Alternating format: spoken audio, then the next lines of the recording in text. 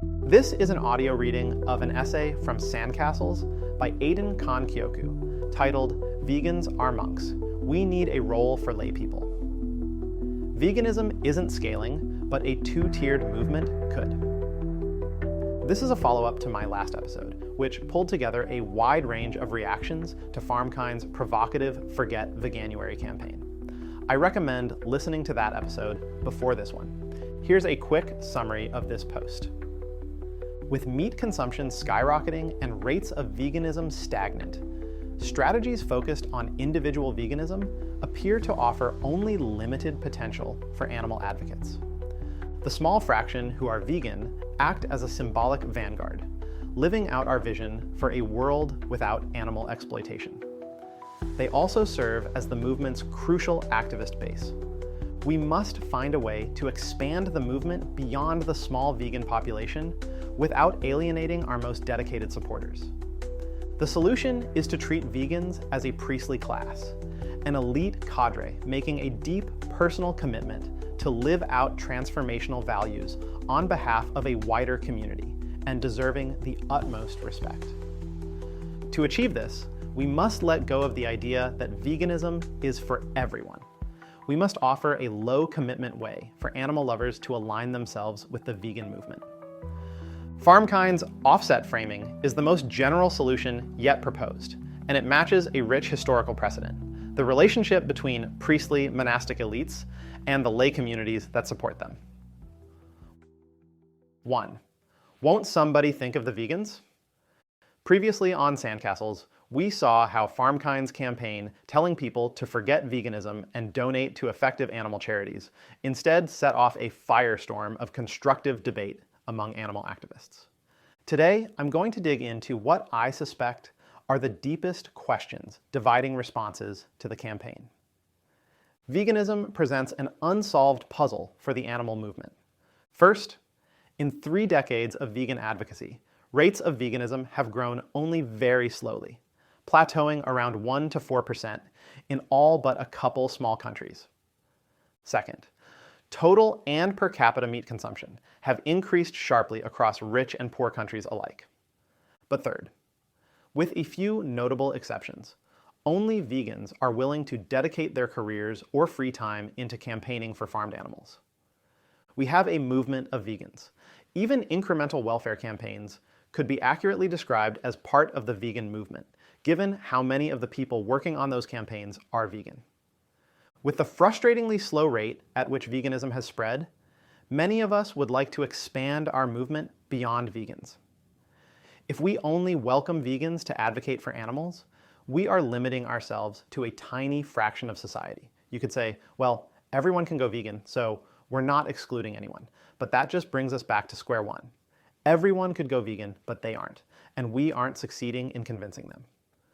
Attempts to welcome non-vegans into the movement have been mixed. On the one hand, there are some real success stories. Communities Against Factory Farms is right now organizing hundreds of rural UK citizens to object to new factory farm developments on the basis of harm to local communities, environments, and yes, animal cruelty. In England in the 1990s and Australia in the 2010s, thousands of omnivores joined dramatic direct action campaigns against live export, motivated purely by animal cruelty. Elsewhere, however, the strength of vegan identity has served to repel non-vegans from advocacy. In my early years with Direct Action Everywhere, we tried to avoid talking about individual diet change and instead focused on systems change and total animal liberation. But when omnivores occasionally found their way to our events, they felt profoundly out of place and didn't come back. This pattern held more recently during a citywide campaign to ban slaughterhouses with pro-animal future. People could have cared about local pollution, worker abuses, or a slew of other issues, but in practice it was only vegans who got involved. Vegans joined in part because it was so exciting to be surrounded by other vegans. When the occasional stray omnivore wandered into one of our events, it was only a matter of time before another volunteer would casually ask them how long they'd been vegan. Awkwardness ensued, and the omnivore never came back. This was despite daily reminders to our activists that this campaign wasn't about veganism. Nobody was being deliberately exclusionary. It was just the natural next question they wanted to ask. Vegans join activist groups, in part because it is so gratifying to be around people who share your conviction that what the world is doing to animals is unacceptable. It's the experience of finally finding your people. Every highly dedicated activist I know shares this experience. Sharing in the strict commitment of veganism is probably essential to the cohesion of the movement's activist core. Yet that same strict cohesion alienates us from the rest of society. Surveys find that while people are sympathetic to farmed animals, they regard vegans with a disdain reserved for drug addicts, cockroaches, and worst of all, Congress. Efforts to expand our base seem almost inevitably to run up against that cohesion, as the farm-kind controversy shows. 2. Ascending to the priesthood. I confess, listener, I have been deeply skeptical of veganism as a vehicle for animal liberation. I have at times even wished that we could get rid of veganism altogether. For a period, some DXE friends and I started half-ironically identifying as post-vegan, which entailed thinking of all the ways our lifestyle fell short of pure veganism and emphasizing those to try to bring us closer to the omnivorous masses. One of these friends, Paul Picklesheimer, testified during a criminal trial for Open Rescue that he isn't vegan because he enjoys watching Game of Thrones and the actors ride horses on screen. The exasperated prosecutor went point by point, confirming that Paul doesn't eat meat or dairy or wear leather or wool. The exchange was hilarious to DXE's activists, but I'm not sure it gained him much credibility with the jury. Paul and I even used to fantasize about holding an annual event at the Berkeley Animal Rights Center, where DXE's leadership would all choke down a Big Mac live on Facebook. On the one hand, this story is meant to show just how much we wanted to break the animal rights movement out of its fetish for personal purity. On the other hand, we could never actually bring ourselves to do it. Despite vegans' insistence to the contrary, the omnivorous public sees veganism as a profound personal sacrifice. But why does that perception of sacrifice lead to an adversarial dynamic? After all, there are plenty of cultures where a small minority takes on an extreme personal commitment and, rather than being rejected as antisocial fundamentalists, are embraced as an elite cadre living out the full ideals of the community. The clearest example is priests and monks. In both Catholic and Buddhist countries, while a majority of the population might actively practice the religion, there is a special role for those who are called to truly dedicate their lives to it.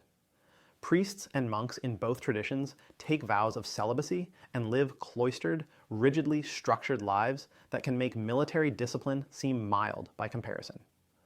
Far from inspiring resentment or mistrust, the piety of religious mendicants is celebrated by the wider community, who donate alms in exchange for a fraction of the ineffable spiritual merit that the monks accumulate through their diligent practice. Most people say they love animals, at least in Western countries. Surveys consistently find they are horrified by the common practices of factory farming. When I had a chance to dig deeper by interviewing meat eaters in my research at Pax Fauna, I found that common feelings about animal slaughter were even more tormented than these surveys let on. The ordinary meat eaters I spoke to said it required deliberate effort for them to avoid thinking about where meat comes from. Vegans are simply living out these values to their natural conclusion, the way that monks and nuns live out Catholic and Buddhist teachings that everyone in their community subscribes to in principle. So why do vegans provoke ire where monastics inspire admiration? I think the difference is obvious. Monks and laypeople exhibit a symbiotic relationship. A small priestly elite leans on the financial support of a wider lay community. Nobody expects the laypeople will all someday don the robes, but they take comfort in the spiritual example set by the monks. This stands in stark contrast to veganism, in which the general public, rightly, feels that our goal is to get them to adopt the same personal commitment we have taken, and that we see them as moral lepers so long as they fail to do so. People hate vegans because our mere existence puts them on the defensive. This is not altogether fair. While vegans sometimes, rightly advocate for the correctness of our position, just as often, the omnivores shoot first, then crack jokes about pushy vegans. We can gripe about this injustice, or we can think about how to respond to it strategically. 3. What did y'all think expanding the movement beyond veganism meant? Vibes, podcasts. Expanding our strategy beyond veganism does not mean giving up the goal of a vegan world. In a vegan world, nobody would be vegan. The term would be meaningless if the choice to eat tortured animals wasn't available or default. The question is how we get there. My research at Pax Fauna convinced me that veganism will not be the vehicle that delivers us to animal liberation. For one, it asks too much sacrifice of individuals who care a little bit, but not that much. People know that the main sacrifice is social rather than culinary.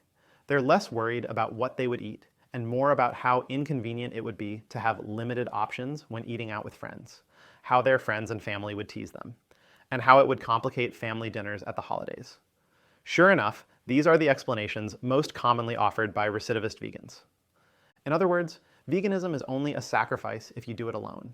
If the whole world went vegan, being vegan would be easy, as our study participants often pointed out.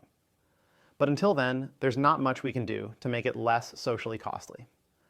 Many of them expressed vague support for the idea of a vegan world, and even said they'd be willing to take small actions to bring that world about. But veganism was too much to ask. After 2 years of research involving hundreds of hours of interviews and focus groups, this was the biggest question we left unanswered, to my great frustration. What small, meaningful steps can we offer people to align their actions with the animal movement, short of going vegan? One option is reducitarianism. In theory, as Brian Cateman has pointed out, getting one person to reduce their consumption from 5 animals a week to one spares twice as many animals as getting a person who eats 2 animals a week to go vegan. But while I wish the best for efforts promoting reducitarianism, I'm doubtful behavior changes framed in these terms actually stick. The surveys I've reviewed suggest that people's actual meat consumption and changes therein have little to do with whether they self-identify as intending to reduce meat, for reasons to do with psychological laziness. People don't track the amount of meat they eat throughout the week, making it all too easy to convince yourself you've made a bigger reduction than you have. A second option is to engage people as voters. This excites me much more, and indeed, this was the strategy I opted for. Pax Fauna's research directly led us to launch Pro-Animal Future. PAF's citizen initiatives ask voters to think about what kind of world they want to create collectively, rather than asking individuals to make a big sacrifice alone. In our first campaign, 36% of voters in Denver, Colorado, USA voted to ban slaughterhouses in the city. We fell short of the 50% needed to pass, but that's dramatically more than the perhaps 3 to 5% of Denverites who are vegan. I'm excited to see the movement double down on reaching the public as voters. However, voting only happens 1 day a year. How can we engage people the other 364 days? Not to mention in jurisdictions that don't allow for direct ballot initiatives. FarmKind has put forward the best solution I've seen yet. Offset the impact of your meat consumption with a donation to the movement. Consider 3 strengths of offsetting as an incremental step towards joining the animal movement. First, it scales to match a person's commitment level. Veganism is seen by proponents and opponents alike as all or nothing, and reducitarianism is often a mirage. An offset is concrete, but it can be as large or small as the donor's passion for the cause, and can grow alongside same. Second, it makes a real difference for animals. Just as enough people going vegan ripples up the supply chain to cause farmers to breed fewer animals, enough people donating enables new effective campaigns, not just for welfare reforms, but for institutional diet change programs that have proven far more effective at reducing animal consumption. FarmKind redirects donations to both welfare and institutional diet change efforts. Third, it mirrors the historical precedent. Alms and tithes are precisely the ways the Buddhist and Catholic laity have supported their monks, admiring their discipline from a safe distance. 3.1. a foot in the door. In the research literature on persuasion, a small step like offsetting is known as a foot in the door. Humans exhibit a bias towards consistency, meaning that one thing we consider when deciding how to act is consistency with our past actions. That means that if you can convince someone to take a small action consistent with your philosophy now, it'll be easier to convince them to take bigger actions later. One of the main concerns raised by critics of FarmKind's Forget Veganuary campaign is that if we tell people to donate instead of going vegan, they'll become complacent, feeling that their donation absolves them of guilt for eating meat. My strong intuition from years of sociological research is that this will not happen. If anything, I expect the opposite. People who align their actions with us in small ways like donating will be far more likely to drift towards our mindset over time. But will it lead them all the way to veganism? To be honest, I doubt it. I think it's more likely that promoting offsets will have no impact on rates of veganism, mainly because practically nothing has, at least not in a durable way. Giving alms doesn't lead most people to become monks, but neither does it discourage them from becoming monks. Some people will become monks, and most won't. 4. Disparage not those holy few. Depending on your mood when reading the data, the growth of veganism has been slow or altogether stagnant. But this does not mean that veganism and the vegan movement have not played a crucial role in advancing animal advocacy. Virtually, the entire farmed animal advocacy movement is composed of vegans. For most people, even very altruistic people, dedicating your life to farmed animals while eating farmed animals is simply too much of a contradiction. Sooner or later, people stop doing one or the other. While we can't know for sure, I shudder to think of how much worse a position farmed animal advocacy might be in if there were no movement for veganism. Perhaps animal consumption would have increased even faster. Worse, perhaps there would be no cadre of fanatics obsessed with winning change for animals at any cost. Perhaps the closest thing to farmed animal advocates would be the non-vegan EAs in our timeline, who might pay lip service to factory farming as an important cause, but would prefer to see even fewer resources directed towards it, and who wouldn't think twice about serving factory-farmed meat at their conferences, because fretting about that would be too low impact to be worth their time. It might just be my contrarian streak. But despite my own long history of questioning veganism and fretting about the ways it alienates us from the mainstream, I can't shake the feeling lately that the movement has overcorrected. I don't object to Forget Veganuary, which was a calculated decision to land media coverage in right-wing outlets. But I wince when I see strategists regard veganism with something approaching disdain even among allies. Take this line from Lewis Bollard in his very friendly appearance on the Dwarkesh podcast. It seems so obvious that you can have far larger scale change at the level of governmental change and corporate change. And instead, we get fixated about whether someone is completely vegan or vegetarian and I think what happened is when people started learning about this issue initially, it was just a few people and they felt totally powerless to achieve larger scale change. And so they understandably focused on themselves. And then it started to become a self-fulfilling prophecy. It started to become an end in itself, where it was about personal purity as much as about the impact you're having on the issue. And it's much easier to measure your own personal purity than it is to measure your total impact on reforming factory farming. And so I think it just became this kind of inward focus. And the good news is I think that has changed tremendously in the last decade. I think the movement has gone from being one that was obsessed with personal purity, obsessed with dietary choices, to one that is much more obsessed with impact. On one hand, I basically agree with everything Lewis said. And yet, I can't help but read this as throwing shade at vegans and vegan advocates for being obsessed with personal purity. Now, Lewis has received more than his fair share of shade from abolitionist activists, so it would be fully his prerogative to respond in kind.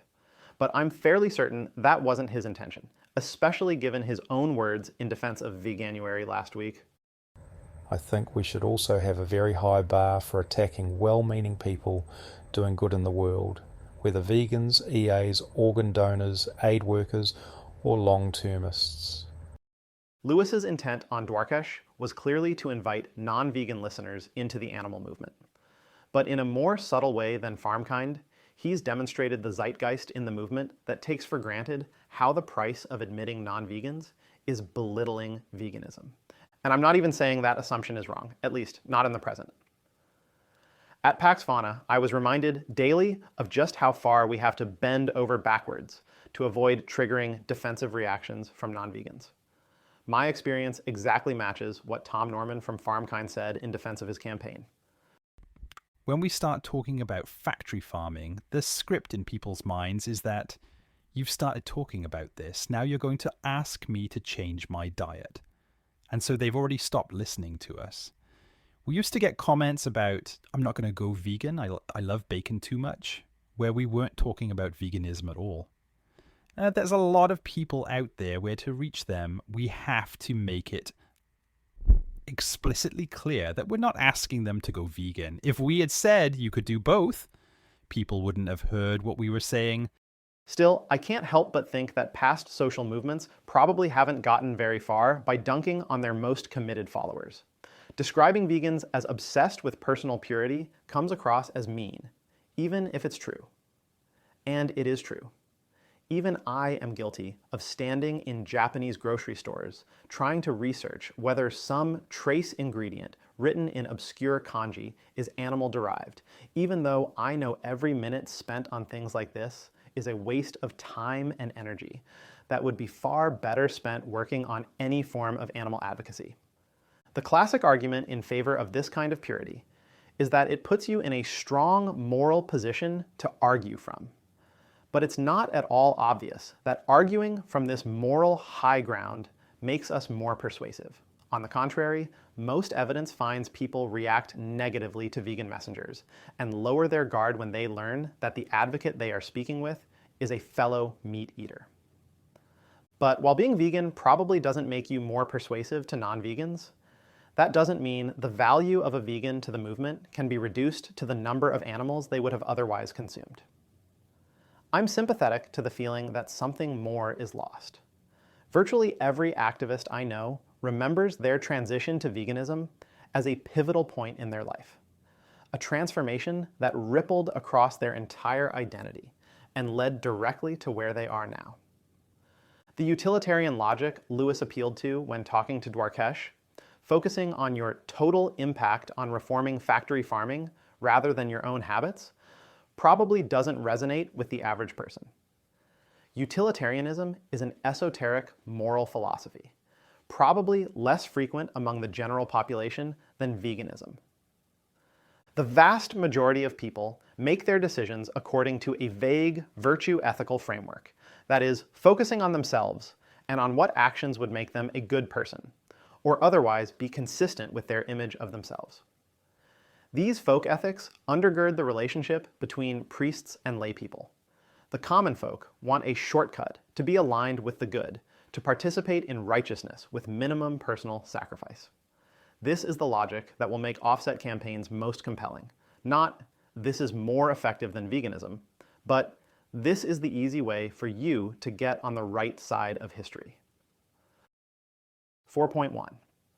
Grassroots veganism is the only aspect of our movement that presently warrants the term.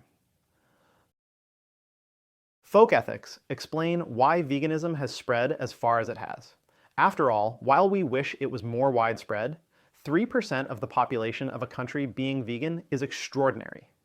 Most would-be cultural trends never come anywhere close to that level of popularity, especially trends as costly to participants as veganism. Most formal vegan advocacy strategies have a near zero effect on the population level rate of veganism. Yet that rate has stayed steady or slowly increased, seemingly all on its own. This shows the power of an informal, genuinely grassroots movement for veganism spreading through internet forums and the friend networks of ordinary people. This stands in stark contrast to the formally organized industry, sometimes known as the farmed animal advocacy movement, which has at this point become an astroturfed phenomenon that would collapse tomorrow in the absence of philanthropic funding. Anecdotally, the vast majority of animal activists I know attribute their veganism to online message boards or random friends rather than formal vegan advocacy efforts. If any philanthropically backed activity played a role in their journey, it was a documentary like Cowspiracy or Dominion, not a vegan leaflet, street outreacher, or social media ad. This organic quality of veganism strikes me as incredibly precious. It's only in the last 15 years or so that substantial philanthropic resources have poured into farmed animal advocacy, and it's still only a tiny fraction of what goes towards dogs and cats. If the money dried up, corporate welfare and institutional menu campaigns would mostly disappear. But the vegan movement, including grassroots vegan advocacy groups like Anonymous for the Voiceless, would churn along. When I see things like the Forget Veganuary campaign, I don't worry about the feelings of grassroots vegan activists. First of all, these people are anything but thin-skinned. They face daily abuse far beyond what farmkind could ever throw at them. But more importantly, this movement isn't about their feelings, as they'll be the first to point out. But I do worry about alienating the true rank and file of our movement, the millions of vegans who have no connection to any organization. I worry how the principled vegetarians among Dwarkesh's audience, blissfully ignorant of the diet change debate raging among professional animal advocates, will feel hearing a leader of the movement brush off their precious pro-animal identity as inept and puritanical. I worry, I admit, that pulling too hard on the wrong thread could cause this beautiful organic movement to unravel. Questioning the strictness of veganism might be that thread. Research by Lawrence Iannacone, building on Dean Kelly, argues that strict commitment is a causal feature of strongly bound communities. When a group demands distinctive dress, dietary restrictions, or behavioral sacrifices, it filters out free riders, leaving only true believers. The remaining members, knowing everyone around them has paid the price of admission, participate more enthusiastically. The costs make the group more valuable to those who remain. The parallel to veganism is striking. Iannacone's research quantitatively demonstrates that members of stricter religious denominations attend more services, contribute more money, form closer ties with fellow members, and report stronger identification with their faith, but have fewer ties outside the group. This is precisely the trade-off animal advocates face. Veganism creates an intensely committed core, but that same commitment creates barriers to expanding the movement's reach. The question for animal advocates isn't whether to abandon strictness, but how to maintain a committed core while building bridges to a broader constituency. The solution is the monastic/layperson dichotomy modeled by religious traditions, where strict personal commitment is celebrated in a few rather than demanded of or disparaged by everyone. 5. Gandhi and guerrillas. This two-tiered solution for social movement membership found one of its strongest advocates in Mahatma Gandhi. Gandhi's struggle was geopolitical in scale, stirring the world's most populous country to cast off the yoke of its most powerful empire. Yet at the core of this movement, Gandhi situated an elite cadre that never made up much more than 1% of Indian society.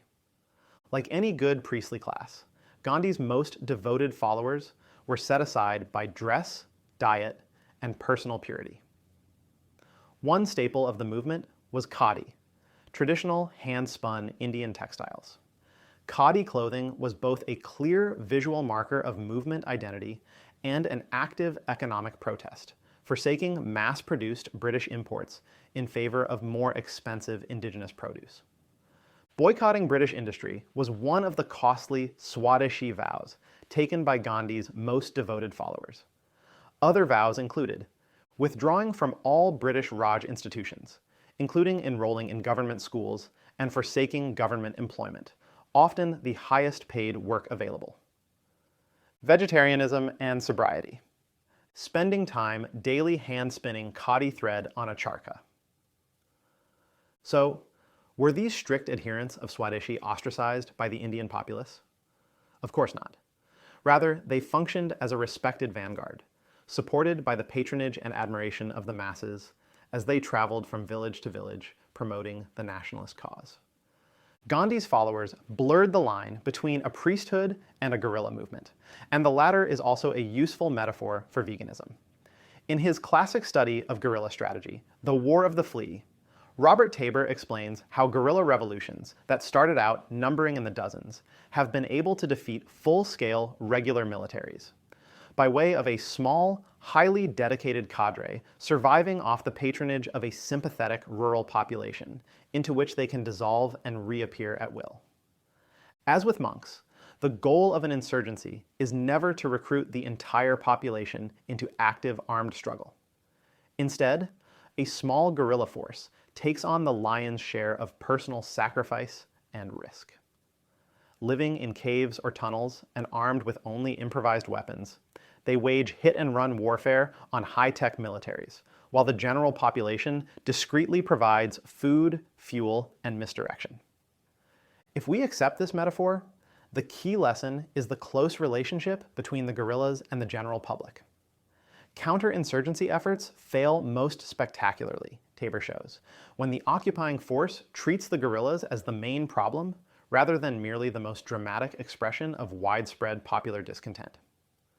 At the same time, the guerrillas' primary aim is to sharpen and encourage that discontent, to raise the level of revolutionary anticipation and then of popular participation to the crisis point at which the revolution becomes general throughout the country and the people in their masses carry out the final task, the destruction of the existing order. The success of the guerrilla hinges on the support of the general population. If the guerrillas legitimately reflect the popular will, their victory is an eventuality. If not, it is practically unattainable. As things currently stand, a movement framed in terms of veganism is being rejected by the masses like an alien virus. There is no question that we must reinvent ourselves. The question is whether veganism fits in the reinvented version of the animal movement at all, and what role the ordinary, passive supporter can play. 6. Show me the evidence. There are some empirically testable assumptions in all this. Let's give them a critical examination. Hypothesis 1. Ordinary meat eaters see donating to animal charities as a more incremental ask than going vegan. And there are a meaningful number of non-vegans that would be willing to donate. Hypothesis 2. Positively mentioning diet change makes people less likely to donate, necessitating anti-vegan messaging. Hypothesis 3. A message that explicitly presents donating as a substitute for diet change does not make people less likely to go vegan. Hypothesis 4. Veganism is stagnating and is unattainable for all but a small fraction of the public. A brand new study sheds some light on the first 3 questions. A survey experiment from Rethink Priorities comparing public attitudes towards donating and diet change. Individual studies like this should provide only modest updates in our beliefs, but if they are designed carefully, they're usually better than pure intuition. The Rethink survey finds, in line with common sense, that most people see donating as a significantly easier action than going vegan, and respondents who had never done either before were significantly more open to donating. This supports H1. There is a substantial audience who aren't close to going vegan, but would be willing to offset. H2, however, is contraindicated by the Rethink survey.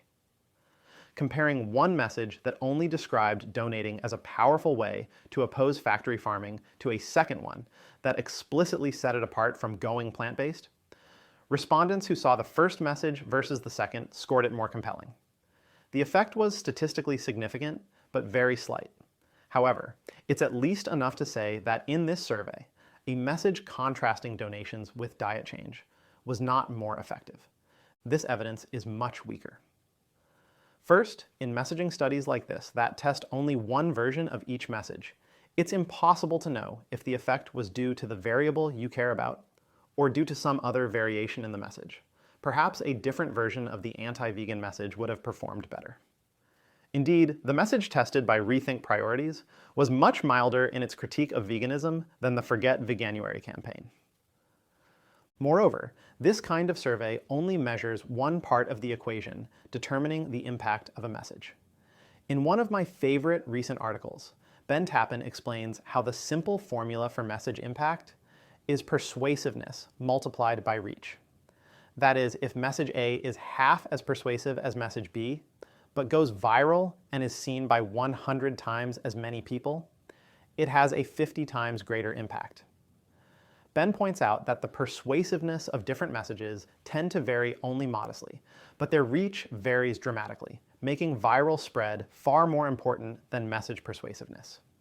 In a survey experiment like this one, the audience is captive and sees the message they've been assigned to read no matter what. In the real world, the hardest part is getting messages in front of people. So if an anti-vegan message spreads more virally, FarmKind could still justify H2. All that said, this is still some weak evidence against H2, and in favor of presenting veganism and donating as harmonious actions by members of the same movement acting at different levels of commitment.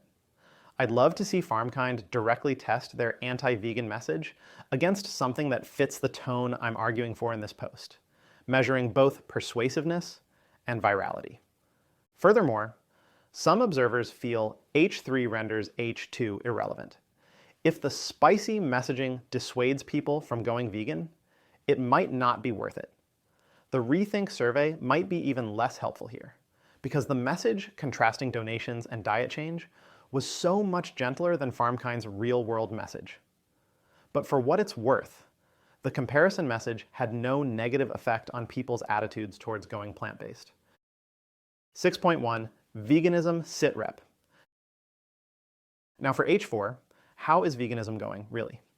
Among EA-aligned and most other professional farmed animal charities, the futility of diet change efforts is mostly taken for granted.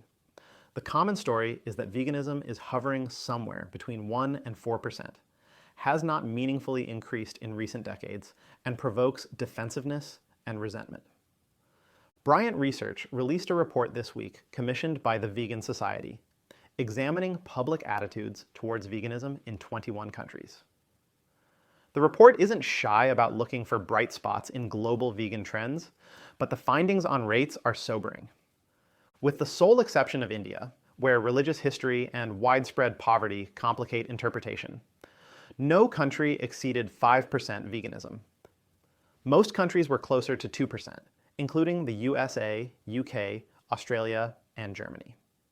This doesn't leave much room for the possibility that the trend in these countries is positive. Instead, it supports the conclusion that vegan attrition is so high, every new vegan merely replaces one who just relapsed. On sentiment, however, the findings are more encouraging.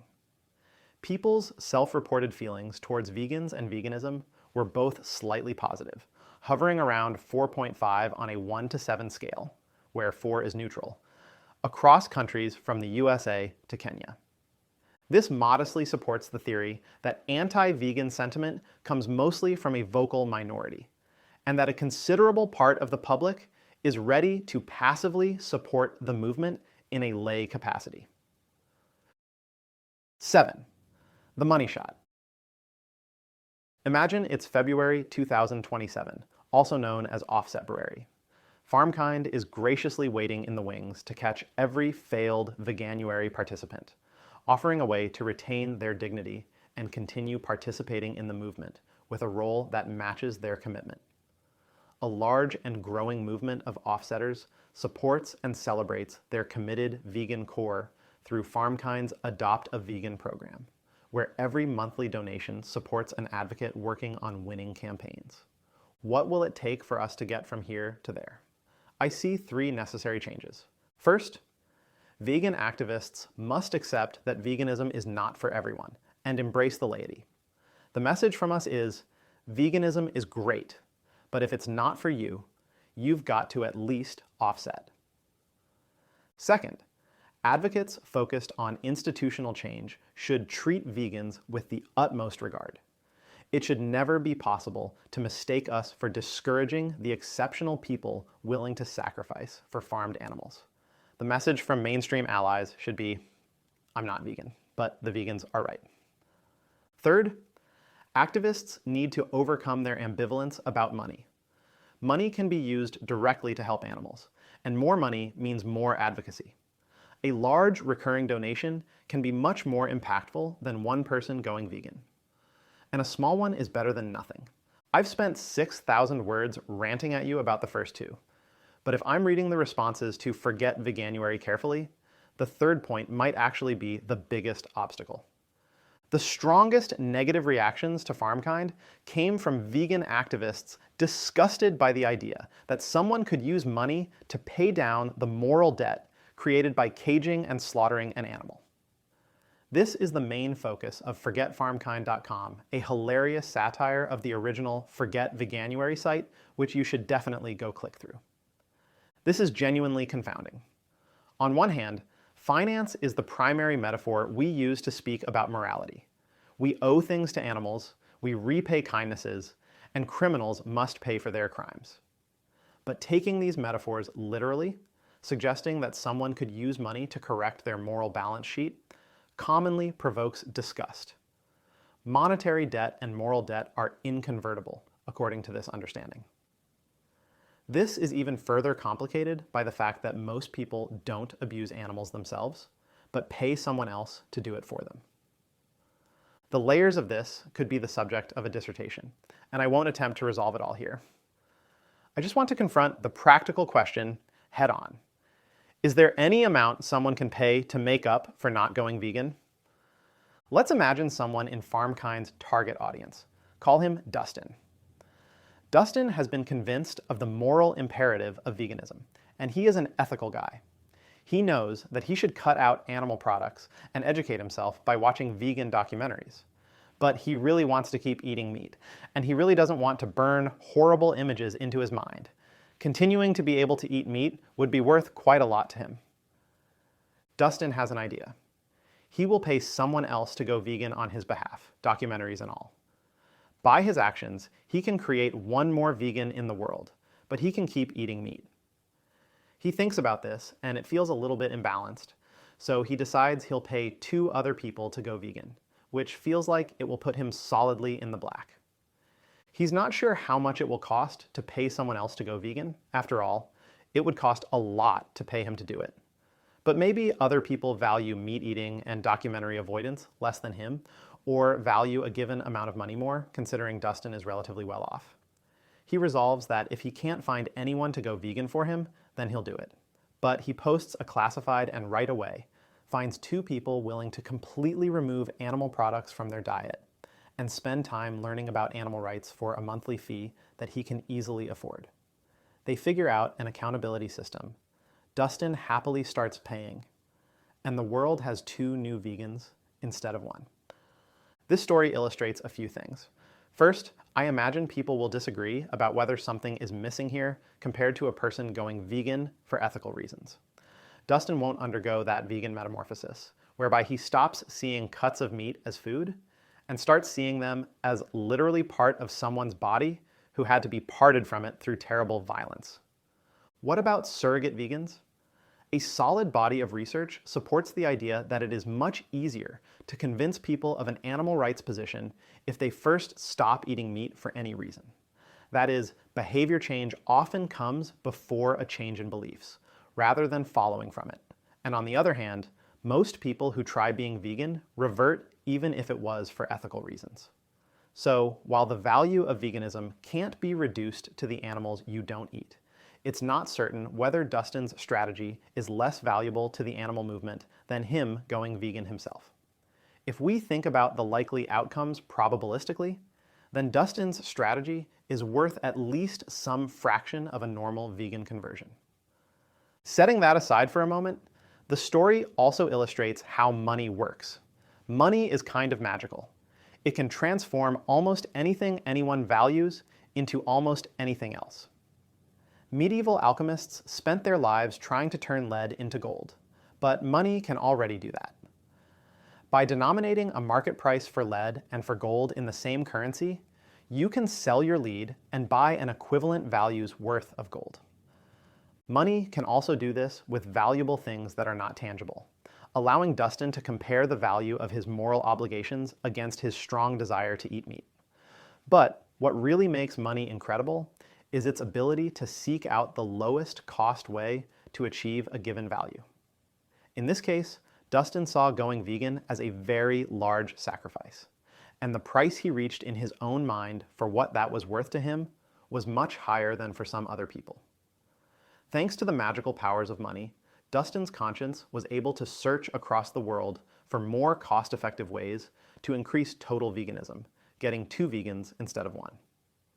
Money cannot convert all forms of value. For instance, the discovery that money can't buy love is popularly attributed to Paul McCartney. Some of the most important things in the world are not convertible to money, but this shouldn't be a starting principle. If there's something you want and you have money, there's no good reason not to ask if money can help you get it. If money can't help, so be it. But if it can, it can. For proof of both these points, let's come back to the real world Dustin. His name is Dustin Moskovitz. After co-founding Facebook and becoming history's youngest self-made billionaire, Moskovitz founded Open Philanthropy, now Coefficient Giving. Through CG, Moskovitz may be the single largest donor to farmed animal advocacy and meat replacement in history, and he's not even vegetarian. Most people can't donate hundreds of millions of dollars, but also most people aren't going vegan. Is asking people who won't go vegan to make a donation better than nothing?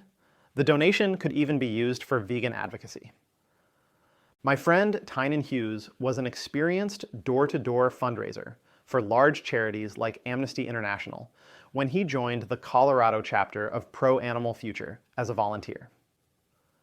PF had never bothered with those kinds of fundraising strategies, and when Tynan asked if he could start knocking on doors, I didn't think much of it and kept postponing our meeting. Finally, he just started doing it on his own. He quickly started pulling in hundreds of dollars per hour, and soon, PAF hired him as a canvasser at $30 per hour. PAF uses that money for political campaigns, but it could be used for anything. Another organization paying a canvasser $30 an hour to knock on doors and raise $100 an hour could use the remainder to pay 2 other people to do door-to-door vegan advocacy. In that case, wouldn't the offsets be creating more of what we care about? Animal liberation. Offsets now. Sandcastle's listeners will be familiar with the idea that all strategic disputes reduce to a disagreement about timelines, that is, how far along we are in the history of our movement. Tom used this idea to explain the Forget Veganuary campaign. We share the same ultimate goal, which is to end the exploitation of animals by humans. The question is, where are we in that journey? Reasonable people can disagree about this. I think, sadly, we're probably a really long way away from it. In that context, the tools that make sense to us are quite different than if we were much closer to the end. We're in an environment where eating meat is normal. Most people think of it as the default, our best evidence suggests. The current strategies people have developed on this aren't having the overall societal impacts that we'd like to see. So if that's not where we are, if we can't solve that problem right now, can we get people to take some positive actions right now? That's why we think offsetting makes sense. Yes, there's no amount of money you can pay to make that pig or chicken alive again and give them a good life.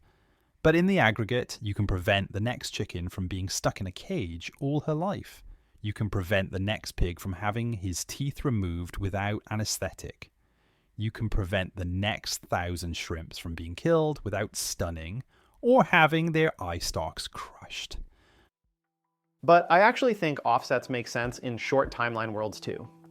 If you think the path to victory will involve political campaigns, corporate pressure campaigns, alt protein R&D, or anything other than directly, linearly increasing the number of vegans, well, all of those things cost money. We might as well start accepting alms. If you found this episode useful, the best way to help is to share it with another activist. This audio version of Sandcastles is produced using an AI clone of Aidan's voice. We apologise for mispronunciations.